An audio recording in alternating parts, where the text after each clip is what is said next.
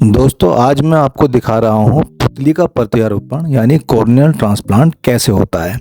तो ये हमारे एक पेशेंट हैं जो बचपन से ही चोट के कारण ग्रसित थे पुतली की सफ़ेदी से। काफ़ी हाई ग्रेड की पुतली की सफ़ेदी थी जिसकी वजह से इनकी एक आंख की रोशनी पूरी चली गई थी। तो इनको हमने कॉर्नियल ट्रांसप्लांट के लिए टेकअप किया है। ये प्राइमरी प्रिपरेशन करी जा रही है जिसमें हम पेशेंट को पूरा बेहोशी दे देते हैं और ये मशीन एक हाई एंड माइक्रोस्कोप है जो अभी इसकी सेटिंग करी जा रही है प्रॉपर फिक्सेशन के लिए कि ड्यूरिंग सर्जरी हमें किसी तरह की कोई प्रॉब्लम ना आए। तो हमने ये पेशेंट की पूरी प्रिपरेशन ट्रांसप्लांट के लिए कर ली है। इसके बाद ये देख पा रहे हैं आप जो पुतली में इनकी सेंट्रल ये पूरी सफ़ेदी है जिसकी वजह से इनकी रोशनी पूरी तरह जा चुकी है। तो इसका पूरी तरह से ट्रांसप्लांट करा जाएगा। ये जो सफ़ेद पुतली है ये पूरी निकाल ली जाएगी और इसकी जगह जो डोनेटेड आई है हमारे पास आई है उसमें से एक फ्रेश पुतली निकाल करके इसको ट्रांसप्लांट की जाएगी। तो इसका एक प्रॉपर तरीके से मेजरमेंट कर लेते हैं कि कितना हमने कॉर्नियल बटन उसको ट्रांसप्लांट करना है। तो ये जो आप गोल गोल देख रहे हैं ये वाइट कलर की ये ट्राइपाइंस होते हैं और ये टिश्यू का एक पंच होता है जो इसमें फिट कर देते हैं ट्रेफाइंस को। तो इसका साइज पहले से डिफाइंड होता है कि हमें किस साइज का कॉर्नियल बटन लेना है। तो जो डोनेटेड टिश्यू होता है उसमें से एक पर्टिकुलर साइज का टिश्यू हम ट्रेफाइन कर लेते हैं। तो ट्रेफाइन करने के बाद ये हमने टिश्यू को साइड बाय रख देते हैं। उसकी हैंडलिंग बहुत ही डेलिकेटली करते हैं। ये आप देख पा रहे हैं ये वो कॉर्नियोस्कुलर बटन है जो हमने डोनेटेड आई से निकाला है। तो इसका जो ट्रांसपेरेंट वाला जो हिस्सा है उसको कॉर्निया बोलते हैं और उसी में से ही 8 या 8.5 मिलीमीटर के आसपास जो सेंट्रल ट्रांसपेरेंट कॉर्निया है वो कॉर्नियल बटन की फॉर्म में हम ले लेते हैं। ये एंडोथेलियल पंच है तो इससे हम वो ट्रेफाइन लगा के उस साइज का ये एग्जैक्टली इसका सेंट्रेशन कर रहे हैं जिससे कि ज़रा सा भी ये डिसेंटर्ड या आड़ा तिरछा ना कटे।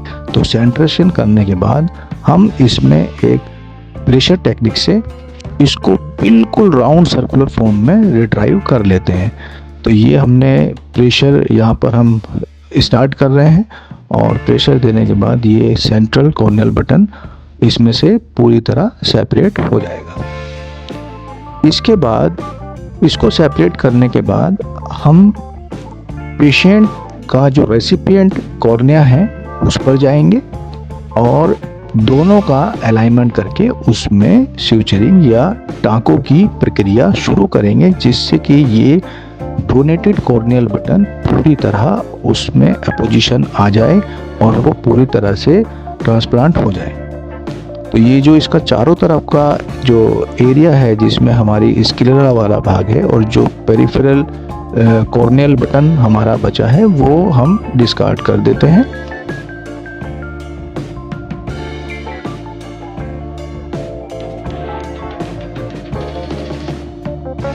तो दोस्तों आप ये देख रहे हैं ये हमने पूरा सेपरेट कर दिया है।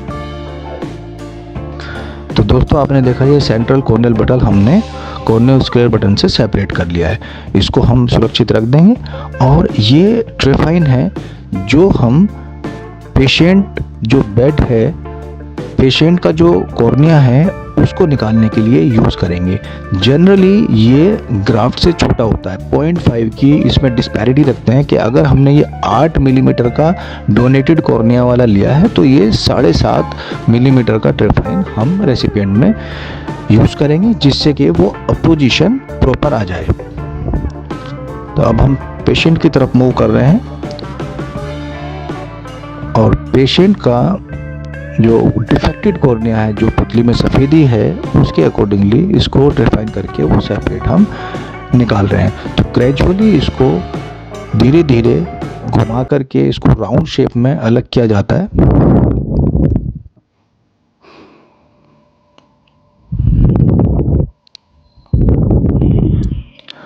तो आप ये देख पा रहे हैं ये ट्रेफाइन हम ग्रेजुअली इसको रोटेट कर रहे हैं।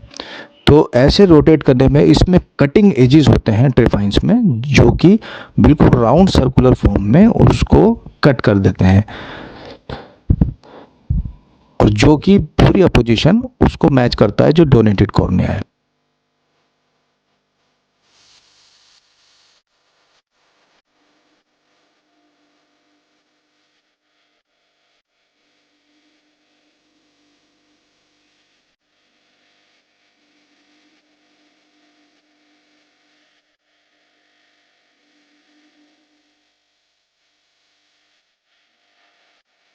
इस टेक्निक द्वारा बहुत से ब्लाइंड लोगों की अंधता को कम किया जा सकता है, क्योंकि इंडिया में फंगल इन्फेक्शन का बहुत ज़्यादा प्रिविलेंस है।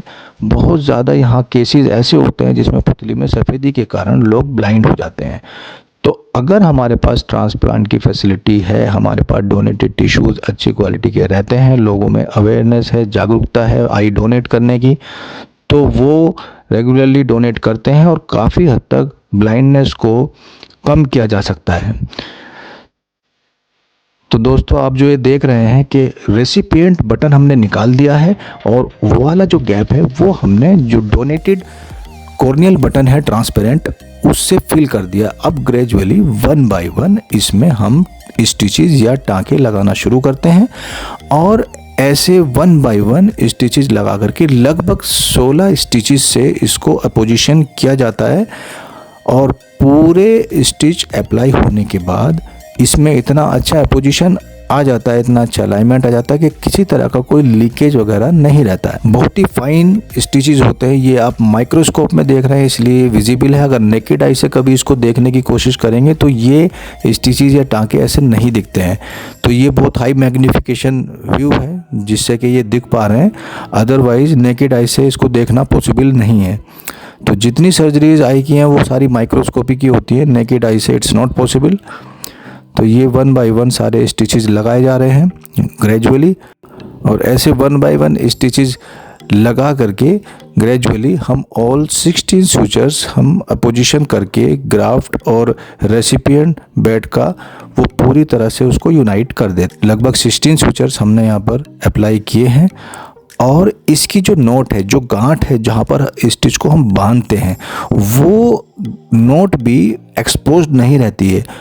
सर्जरी फिनिश होने के बाद ग्रेजुअली वो सारी पुतली की स्ट्रोमा में, कॉर्नियल स्ट्रोमा में बरी कर दी जाती है, जिससे कि पेशेंट को किसी तरह की कोई चुभन या कोई दर्द ना हो। और जब 3 से 6 महीने के बीच में इसका पूरा हीलिंग हो जाती है, पूरा पोजीशन हो जाता है, ग्रेजुअली 1 बाय 1 जैसे जैसे टाँके लूज होते रहते हैं वैसे वैसे हम इनको निकालते रहते हैं।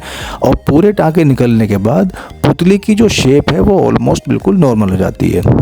अब इन पेशेंट को हम ऑपरेशन के बाद एग्जामिन कर रहे हैं, तो आप ये देख पा रहे हैं बहुत अच्छा ट्रांसपेरेंट पुतली है इनकी, और बहुत अच्छा इसमें रिजल्ट आया है ऑपरेशन के बाद। नेक्स्ट डे का ये है जो मैं एग्जामिन कर रहा हूँ, ये अगले दिन का ही केस है।